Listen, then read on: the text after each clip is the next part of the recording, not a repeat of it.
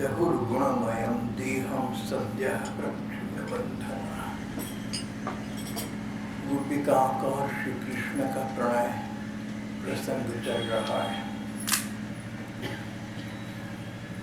जब श्री कृष्ण 8.5 वर्ष के हुए, उनकी साथ की गोपिकाएं उनमें बड़ी अनुरक्त थी, प्रगाढ़ अनुराग था।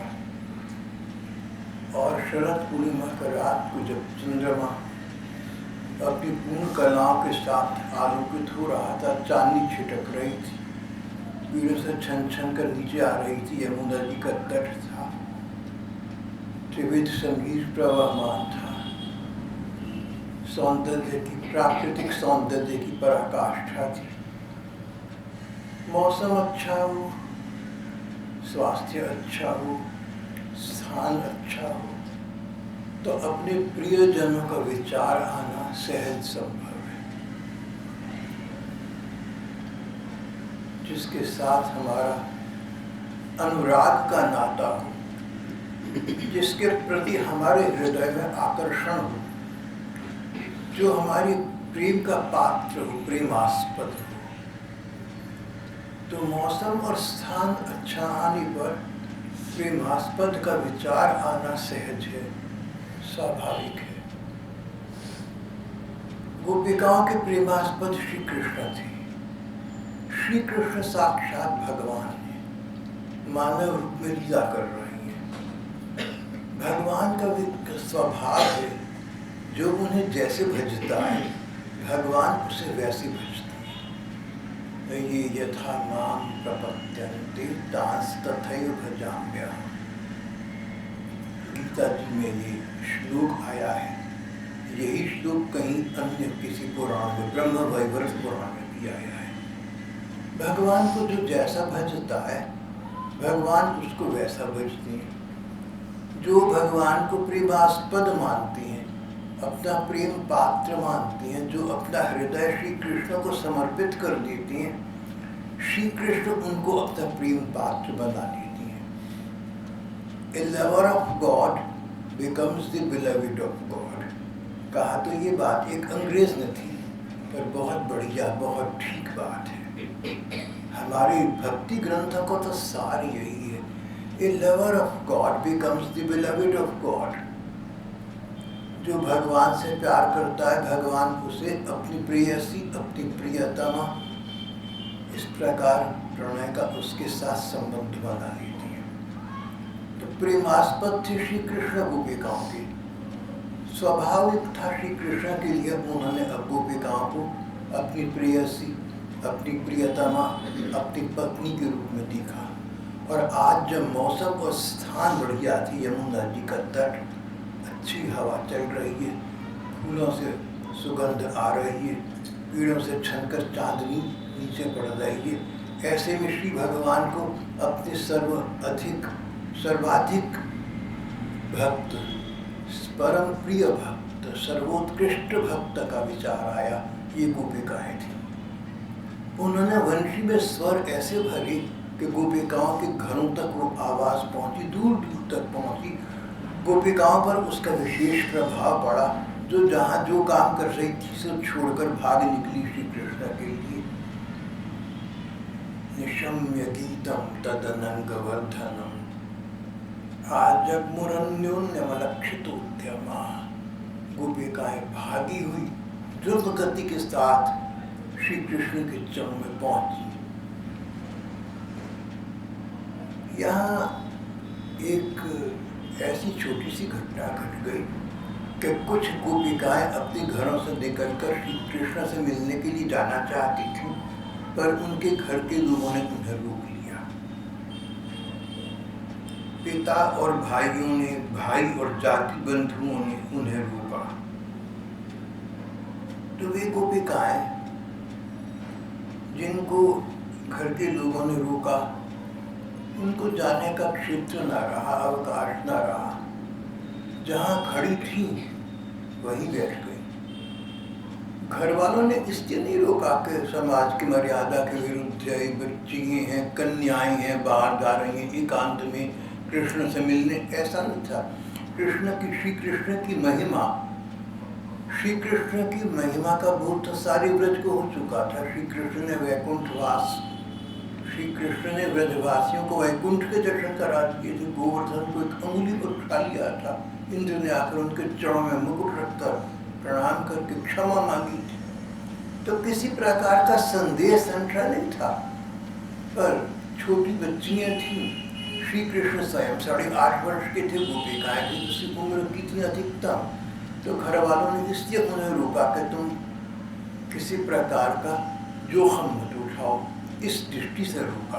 अब जिन गोपिकाओं को रोका और जो रुक गई, कुछ तो रुकी नहीं, कुछ गोपिकाएं तो फिर भी ना रुकी। हिमालय से निकलने वाली ब्रह्मपुत्र को नदी में मिलने से कौन रोक सकता है। लेकिन जो गोपिकाएं रुक गई, घर पर ही रह गई, वो जहाँ थी वहीं बैठ गई, आंखें नीची, नैन निमीलित हो गए।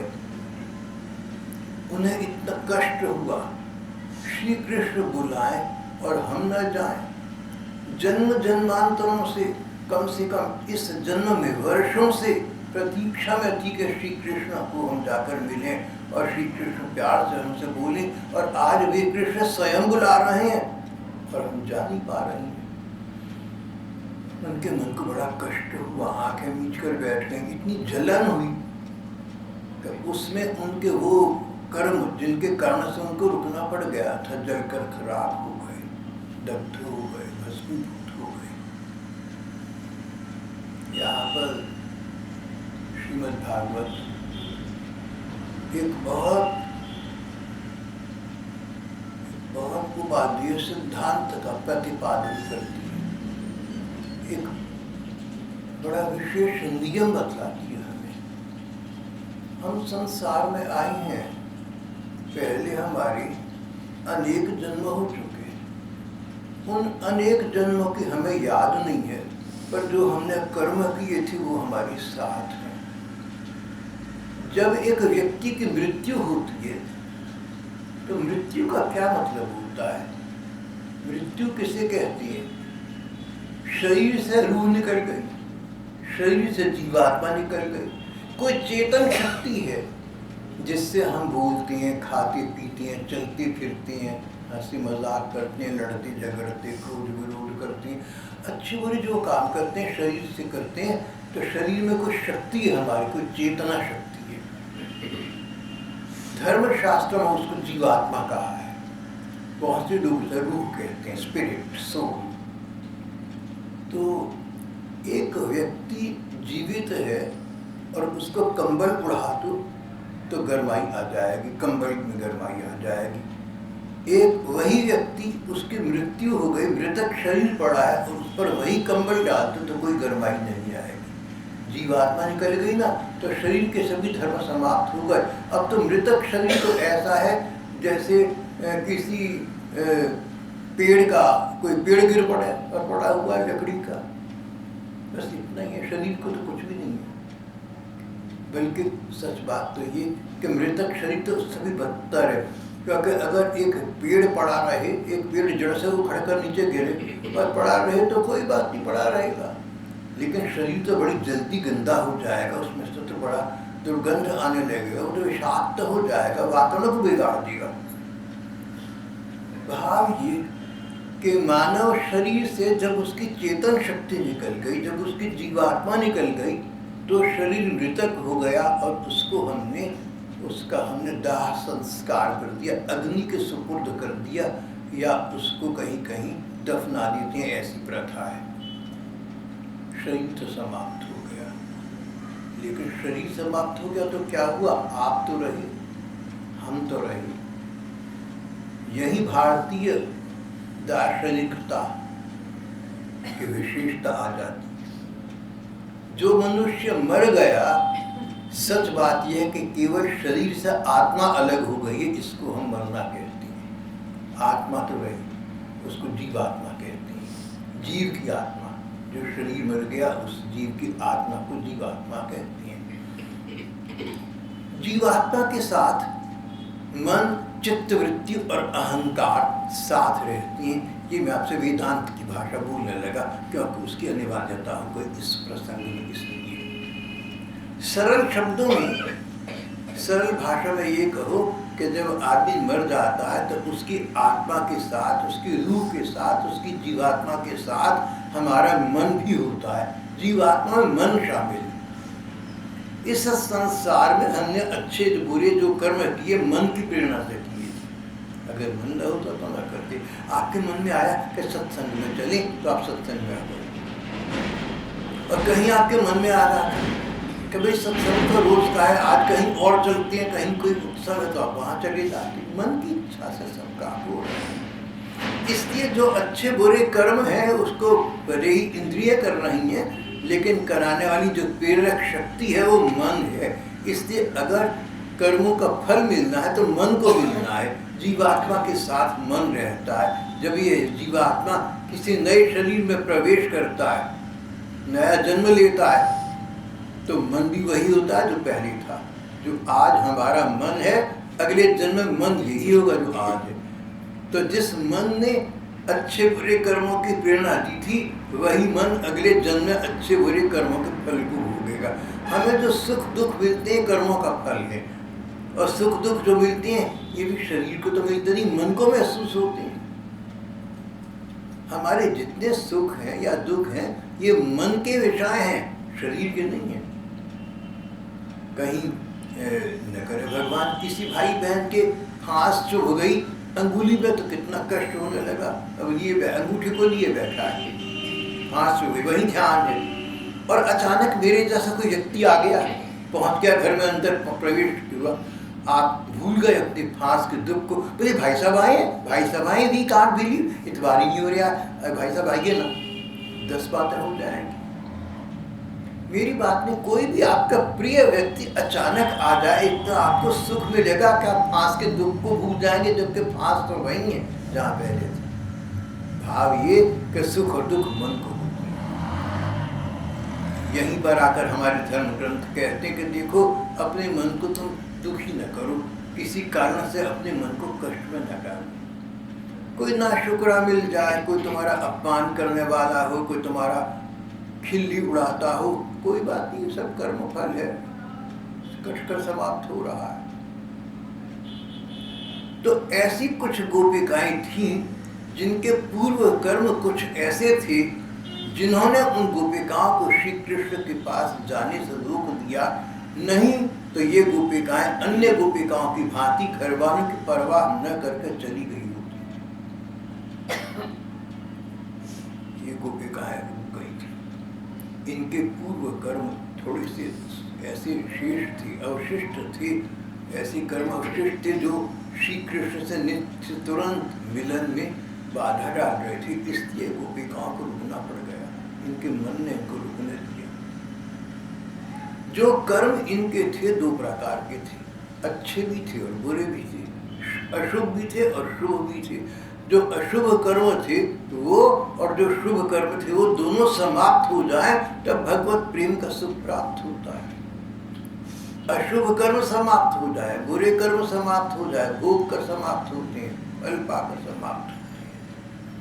और अच्छे कर्म सत्कर्म भी समाप्त हो जाए, भगवान के प्रेम में वो भी बाधाएं।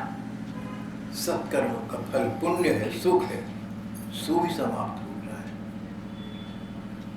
राजा अम्बरीश थे, छत्रपति राजा थे। उस समय के सारे संसार के सबसे बड़े राजा अम्बरीश थे। उनको भोग विलास की बड़ी सामग्री उपलब्ध थी, सारे सुख भोग और ऐश्वर्य प्राप्त थी।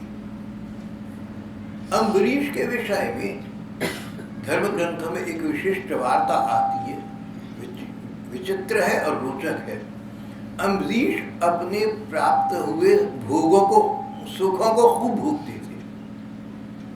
महाराजा धीराज जो उन्हें ऐश्वर्य प्राप्त था, जो सुख भोग प्राप्त थे, उनको खूब भोगते थे। क्यों भोगते थे?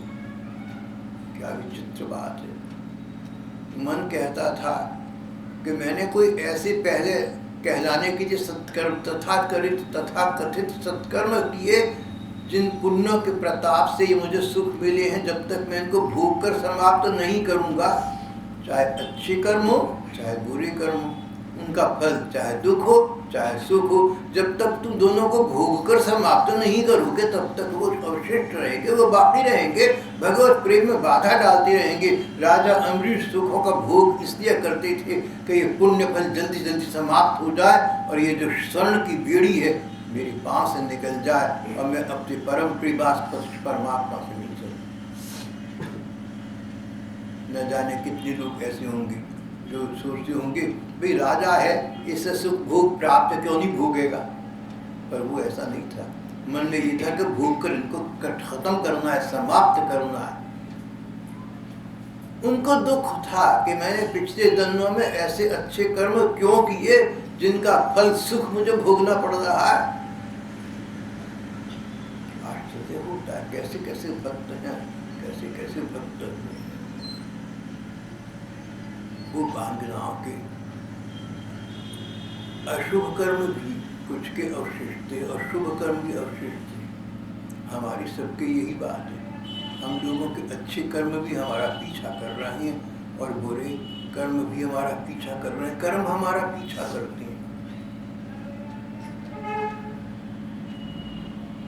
जैसे सैकड़ों गायों के बीच सैकड़ों सहस्त्रों गैयों की भीड़ में बछड़ा अपनी माँ गैया को पहचान लेता है, वहां तक पहुंच जाता है।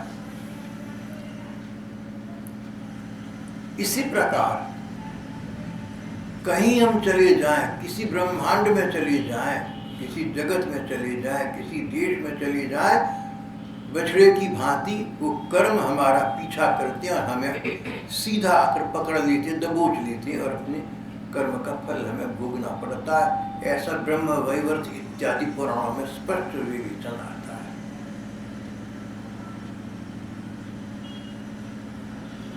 वत्सो विंदति मातरा, जैसे बछड़ा अपनी गैया मैया को भीड़ में भी पहचान लेता है, उस तक पहुंच जाता है। वैसे ये भी कहते हैं कर्म कट जाते हैं, कर्म कर सकते हैं। किस बात से? ये भगवान नाम से। नहीं, भगवान नाम से तो ठीक है, वो अलग बात हो गई। अगर इस नाम भगवान का नाम लेती हैं तो कर्म कटती हैं, ये ठीक बात है। लेकिन कर्म तो हमारे न जाने कितने जन्मों के हैं, सैकड़ों जन्मों के हैं, करोड़ों जन्मों के हैं। धर्म ग्रंथ कहते हैं करोड़ों करोड़ों जन्मों के कर्म हमारे पीछे लगे रहते हैं। तो अगर अब हम भगवान के नाम का आश्रय लें, सच्चे अर्थों में लें, पूरा पूरा लें, तो कर्म कट भी सकते हैं। भगवान विधाता के भी विधाता हैं, तो कर्म तो कट सकते हैं, पर उसके लिए हमें विधान तो करना होगा। उस प्रकार का भगवान का स्मरण करना होगा जिस प्रकार का स्मरण भाग्य से भी ऊपर हमें बिठा देता है। सबके दोनों प्रकार के कर्म हैं। गोपिकाओं के दोनों प्रकार के कर्म थे। जिन गोपिकाओं के दोनों प्रकार के कर्म अवशिष्ट थे, अशुभ कर्म भी और शुभ कर्म भी। कईयों का कहना है कि गोपिकाओं के अशुभ कर्म तो कोई थे ही नहीं। गोपिकाओं के अशुभ कर्म तो कोई थे ही नहीं। कारण जो अभी एक बहन ने कहा कि जब वो भगवान कृष्ण के संपर्क में आ गई और तन्मयता पूर्वक आ गई तो पूर्व कर्मों का तो प्रश्न ही नहीं उठता। लेकिन गोरखपुर के एक संत थे राधा बाबा, अभी कुछ वर्षों पूर्व तक जीवित थे, कईयों ने उनके दर्शन किए। गोरखपुर के राधा बाबा ने कहा कि जिन गोपिकाओं के गृहस्थ गोपिकाओं के शरीर पति भुक्त थे, उनके साथ ये बाधा आई। पूर्व जन्मों के तो संस्कार भले ही ना हो, पर पति भुक्त शरीर था, वो कर्म तो हो गया, वहां पर तो भगवान बीच में नहीं थे। और गृहस्थ में रहकर अनेक दान पुण्य भी करते ही हैं, तो पुण्य कर्म भी हो ही गए। बाबा कहती थी इसलिए गोपिकाओं के भले ही इस जन्म के कर्म हो, लेकिन रही तो सही। श्री कृष्ण के होते परिवार के सुखों को गोपिकाओं ने चाहकर या न चाहते भोगा तो था, गृहस्थ में थे, और वो पुण्य कर्म भी किए थे, वो शास्त्रोक्त विधान भी किए थे, वो अनुष्ठान भी किए थे जो घर गृहस्थ में सभी लोग किया करते हैं। तो शुभ अशुभ दोनों प्रकार के इनके कर्म इस जन्म के तो बन ही गए थे। यहाँ पर सुखदेव जी इतना कह रहे हैं कि उन गोपिकाओं ने जिनको बाधाओं ने रोक लिया था, उन्होंने उनके मन को पश्चाताप हुआ, दुख हुआ, मन को इतना दुख हुआ, मन में इतनी जलन हुई कि उस जलन में उनके अशुभ कर्म जलकर समाप्त हो गए। अब जब अशुभ कर्म न रहे तो ध्यान में भगवान कृष्ण प्रकट हो गए। भगवान कृष्ण ने इन गोपिकाओं को हृदय से लगा लिया, भगवान का स्पर्श मिल गया। अब भगवान का स्पर्श मिले तो सब प्रकार के संस्कार समाप्त हो जाते हैं। इनके जो शुभ संस्कार बाकी रह गए थे, जो बाधा डाल रहे थे, वो भी समाप्त हो गए।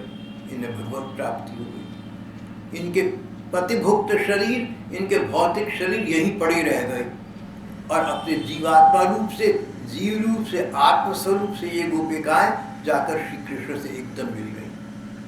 जो गोपिकाएं घरों से भाग कर निकली थी, भले ही वो कुछ देर से पहुंची हो, पर जो गोपिकाएं यहाँ अपना देह त्याग कर चुकी थी, वो अपने आत्मस्वरूप से श्री कृष्ण से अन्य गोपिकाओं की अपेक्षा पहले जानी। गोपिकाओं में अनेक वर्ग थे। तो जो गृहस्थ गोपिकाएं थीं उनकी एक बात थी, और जो अन्य गोपिकाएं थीं उनकी दूसरी बात थी। दोनों ही श्री कृष्ण से जागी। तमेव परमात्मानं जार बुद्ध्यापि संगता। उस समय बहुत सी गोपिकाओं का श्री कृष्ण के प्रति जार भाव था।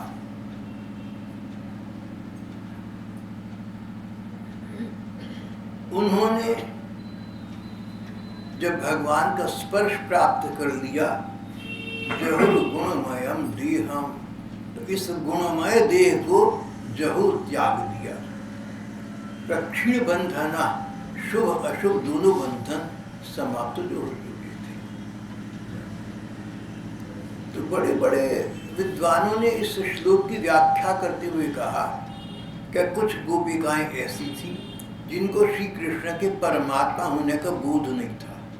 सबको था, लेकिन सभी को था ऐसा नहीं हो सकता। कुछ गोपियां भोली थी, सीधी थी, बच्चियां थी, उनको नहीं ख्याल था कि भगवान है। जब उनको ये पता ही नहीं कि भगवान है और वो उनसे मिलन चाहती है, तो परपुरुष से मिलन हो गया। परपुरुष से मिलन को हिंदी साहित्य में जार पुरुष कहा गया है। जार परपुरुष पतिव्रताओं के लिए, भले घर की बच्चियों के लिए किसी परपुरुष से इस प्रकार का शारीरिक संबंध रखना धर्म ग्रंथों में मर्यादा के प्रतिकूल कहा है, धर्म के विपरीत कहा है। ऐसा तो नहीं होना चाहिए, लेकिन इनका हो गया था। तो विद्वानों का कहना है कि ऐसी गोपिकाएं थीं जिनके विषय में सुखदेव जी कहते हैं तमेव परमात्मानं जार बुद्ध्यापि संगता। जिन्होंने इन परमात्मा का जार बुद्धि से संग किया था, परपुरुष मानकर संबंध स्पर्श किया था, उनका भी ये शरीर, हमारा भौतिक शरीर समाप्त हो गया और आत्मस्वरूप से भगवान से जागी। ये व्याख्या सभी ने की है, लेकिन मेरा मन ऐसा नहीं कहता। मेरा मन मैंने आपसे कहा ना, मेरी पता नहीं मन, मेरा मस्तिष्क क्या क्या सोचती कहती रहती है। मैं समझता हूँ कि यहाँ पर जार जो शब्द है ये सिंबॉलिकल है, ये एक प्रगाढ़ता बतलाने के लिए है। ऐसे हम शब्दों का भाषा में प्रयोग करते हैं, और साहित्य में तो ऐसे बहुत शब्दों का प्रयोग होता है जहाँ शब्द का शाब्दिक अर्थ नहीं होता, उसका चिन्ह संबंधी अर्थ, प्रतीकात्मक अर्थ होता है। मैं कह दूं ये जो भैया बैठा है ना, इसकी तो मुंह क्या है, कमल है, तो मतलब ये मेरा नहीं है कि कमल का फूल लगा हुआ है भाई। इसके शरीर पर बजाय इस मुखौटे के कमल का फूल रखा हुआ है, ये तो मतलब नहीं है। मतलब फूल जैसा खिला हुआ है, फूल जैसा सुंदर है, फूल जैसा कोमल है, ये मतलब हुआ।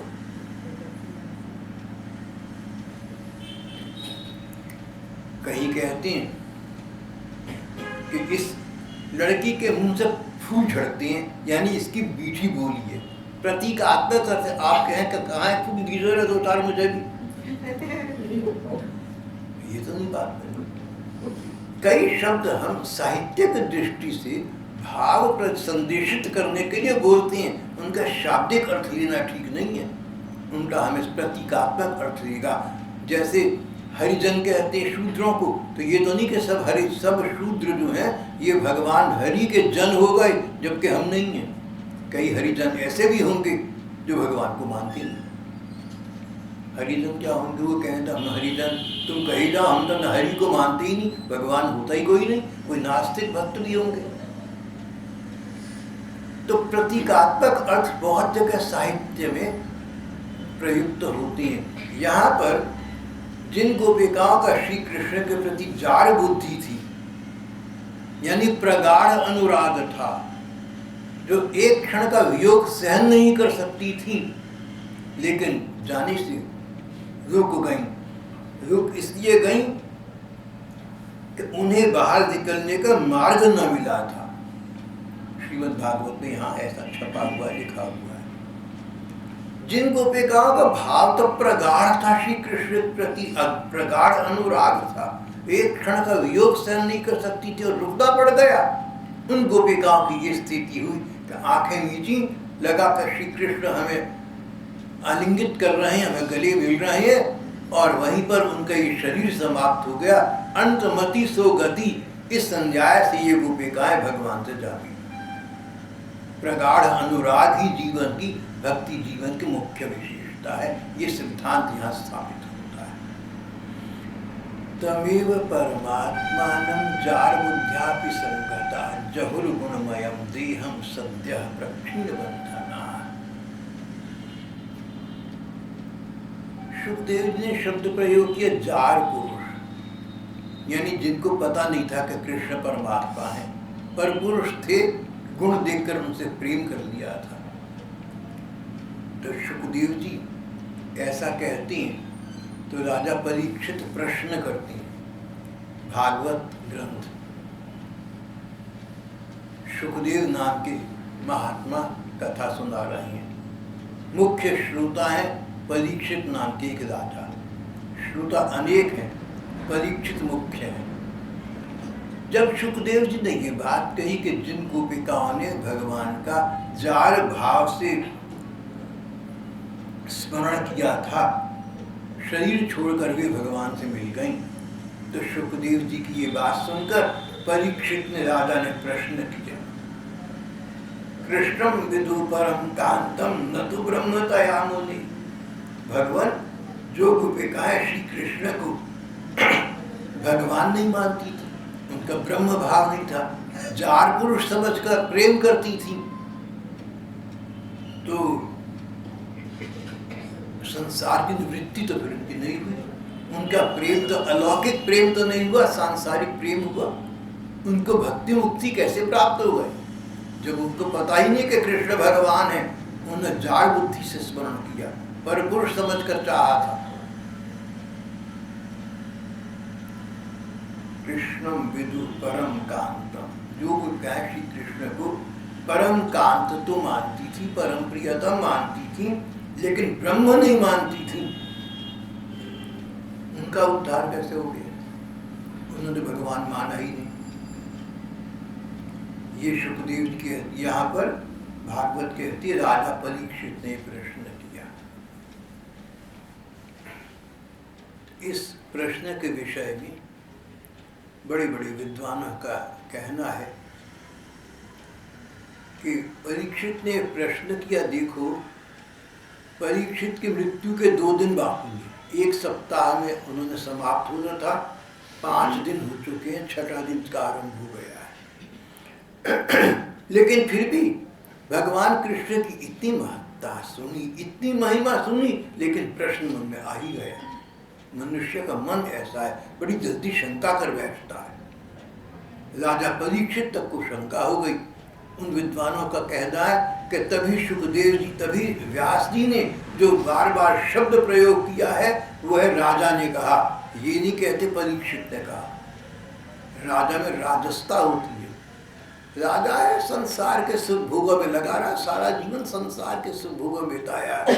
वो नहीं सोच पा रहा कि श्री कृष्ण में जिन गोपिकाओं का प्रेम जार भाव से था उनकी मुक्ति कैसे हो गई, इसलिए उसने प्रश्न करा। ऐसा विद्वानों का कहना है। यहाँ मैं फिर आपसे कहूँगा, मेरा ऐसा विचार नहीं। मैं विद्वान नहीं हूँ, विद्वानों की बात तो अलग है, लेकिन मेरा तुच्छ मत यहाँ पर भी अलग है। परीक्षित की जीवनी ये बताती है, जो भागवत में लिखा है और अन्य ग्रंथों में है। राजा परीक्षित आदर्श राजा इसलिए थे कि पूरे जीवन उन्होंने अपना ध्यान नहीं किया, प्रजा का पालन किया, प्रजा का कल्याण हो ऐसा चाहा। प्रजा के कल्याण के लिए उन्होंने बहुत काम किया। अगर चाहते तो कलयुग जब उनके सामने प्रकट हुआ, उसका वध कर सकते थे। कलयुग जानता था कि राजा परीक्षित मुझे समाप्त कर सकते, मेरी हत्या कर सकते। राजा होने के नाते परीक्षित को अधिकार था कि असामाजिक तत्व जो सारे समाज को नष्ट करना चाहता है, उसे ही को नष्ट कर दिया जाए। कलयुग उनके चरणों में गिर पड़ा, मैं क्षमा चाहता हूँ। जैसे 21वीं शताब्दी में राष्ट्रपति भारत के होंगे, उनको अधिकार होगा कि चाहे सुप्रीम कोर्ट, चाहे उच्चतम न्यायालय किसी व्यक्ति को मृत्यु दंड दे दे, राष्ट्रपति चाहे तो क्षमा कर सकेंगे। महाराज 21वीं शताब्दी में भारत की स्थिति होगी, आज आप मेरे लिए कर दीजिए कुछ ऐसी सी बात। ऐसा भागवत में लिखा नहीं है, मैंने समझाने के लिए आपको बात कही। राजा परीक्षित से कलयुग ने कहा कि इस प्रकार अगर आप चाहें तो मुझे आप क्षमा दान कर सकते हैं। भले ही कलयुग ने ऐसी बात कही और राजा परीक्षित ने उसको क्षमा दान कर दिया, मृत्यु दंड नहीं दिया। जब राजा परीक्षित जानते थे कि ये दुष्ट है, ये शठ है, राजा के लिए एक बात कही गई है, शठे साक्षम समाचरित, दुष्ट के साथ दुष्ट का व्यवहार करो। दुष्ट दुष्टता की भाषा समझता है, प्यार की भाषा नहीं समझता। एक बार जब मैं वृंदावन गया तो वहाँ बहुत बात फैली हुई थी और ये बात पता लगी कि दूरी पर कुछ यमुना जी के किनारे एक स्थान पर कुछ दुर्जनों ने एक किसी व्यक्ति को बंदी बना लिया है और उसको मार दे के छोड़ नहीं रही हैं। वहाँ जाने की किसी की हिम्मत, हौसला नहीं हो रहा है, वो उसको भी समाप्त कर देंगे, तंग करेंगे। मैंने जब बांसुरी में खड़ा हो गया, मैंने कहा मैं जाता हूँ, मैं जिन लोगों से मिलूंगा उन लोगों से मिलूंगा, प्यार से बोलूँगा, भाई मेरे भाई हो, मित्र हो, बात तो बताओ क्या बात है, तुम बस क्यों भैया तुम पाप क्यों करना चाहते हो, प्यार से बात करूँगा। मेरी बड़ी बहन वृंदावन थी, बहुत अनुभवी थी, बोली वो लोग जो हैं दुष्ट लोग, दुष्ट की भाषा ही समझते हैं, प्यार की भाषा नहीं समझते भैया। जब वो देखेंगे कि ये लड़का चला आ रहा है तो दूर से गोली मार देंगे, तुम क्या करोगे? शठम तो मैंने अच्छा जी ठीक है, तो मैं चुप करके बैठ गया।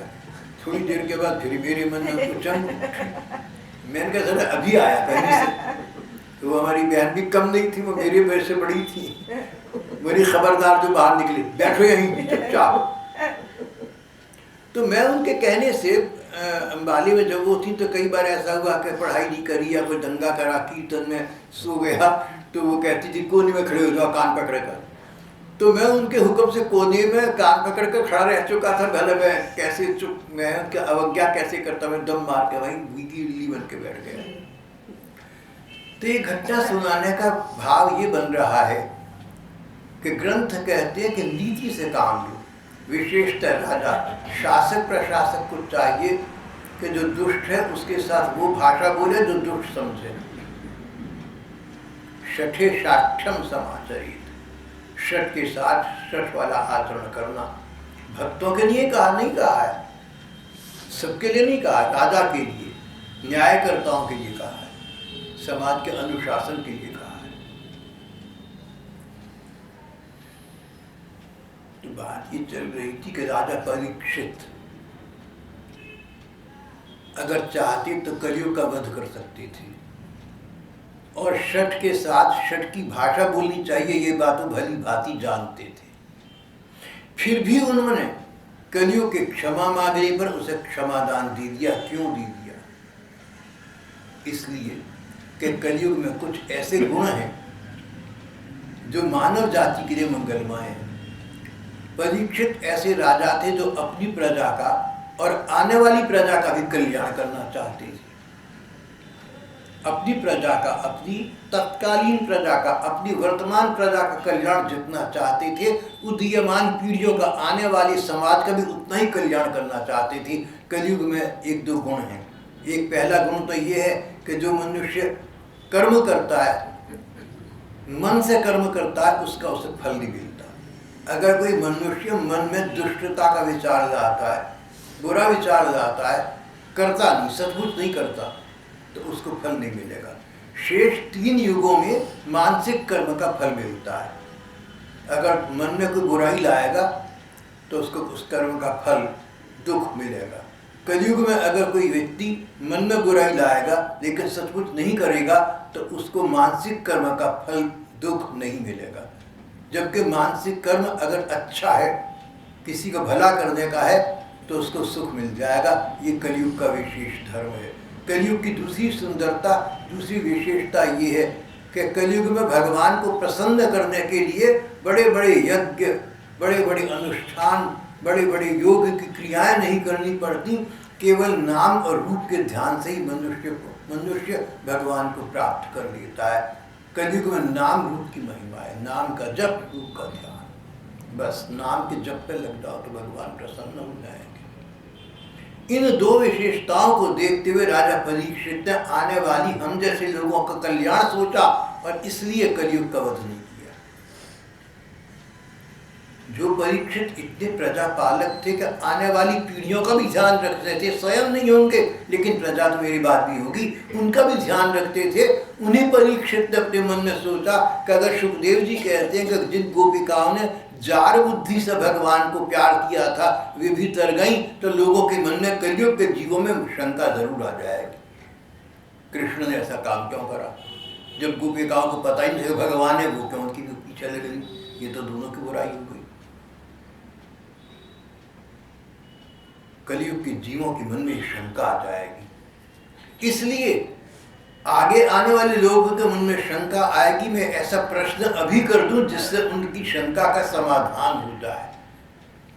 लोगों के मन में श्री कृष्ण को लेकर शंका ना आए, लोगों के मन में गोपिकाओं को लेकर शंका ना आए, उसका उत्तर अभी मिल जाए, हाथ के हाथ मिल जाए, ये सोचकर परम कल्याण करने वाले राजा महाराजाधिराज परीक्षित ने विशुद्ध लोक मंगल के हेतु अपने लिए नहीं, जिनको जिज्ञासा कभी होगी, जिनको शंका हो सकती है, उन लोगों के कल्याण के लिए मरते मरते राजा परीक्षित ने उसे अच्छा काम कर गए। ऐसा प्रश्न करा, जानते थे कि सुखदेव जो उत्तर देंगे वो बड़ा कन्विंसिंग होगा, बड़ा तर्कपूर्ण होगा, युक्तियुक्त होगा, उससे शंका का समाधान हो जाएगा। इसलिए उन्होंने प्रश्न किया। मेरा मन ऐसा कहता है। उत्तर में सुखदेव जी ने जो बात कही, जो तर्क दिए, बड़े युक्तियुक्त थे, लेकिन समय हो चला है, वो हम अगली बार करेंगे।